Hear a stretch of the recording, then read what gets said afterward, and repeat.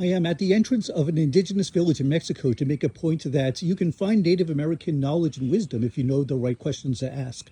And to do this, I am standing in front of the white cross that is iconic and the is inspiration for the name Cruz Blanca, or White Cross, for which this Otomí village is named. I am in North Veracruz in a region called the Huasteca, which has fertile, lush, rolling flatlands that for centuries have been used to cultivate corn and other important agricultural crops.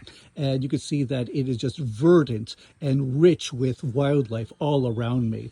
You might hear some cattle in the background because some of that vegetation is cleared to make space for the local livestock. But in any case, coming back to this point, Cruz Blanca is a community that has traditionally spoken the Ñoji or Otomí language, and it is named after at least two, and I think there may be three crosses along the main north to south road that cuts through the main town.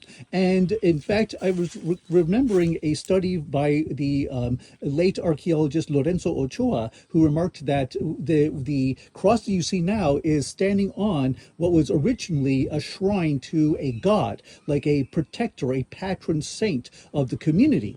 And this is a belief that is still held among the shamans and healers of the Otomí of this region today. And even though the figure itself has been replaced by a cross, some people may say, oh, that's just because they were colonized. We have to undo that. But if you look at the purpose of this, sorry, there's a lot of traffic kind of coming up and down the road.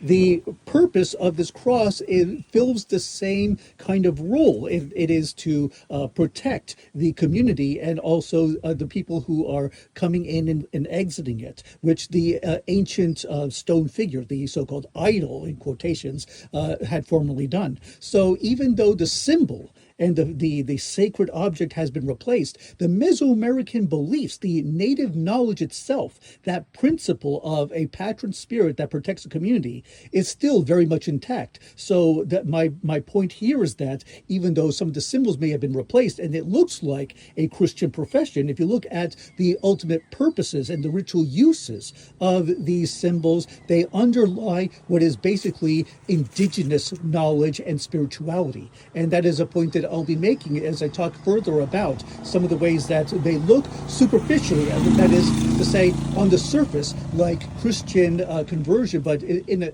effect is still representing an underlying Native American worldview and spirituality. So I hope that helps. Thank you for watching, and good roads.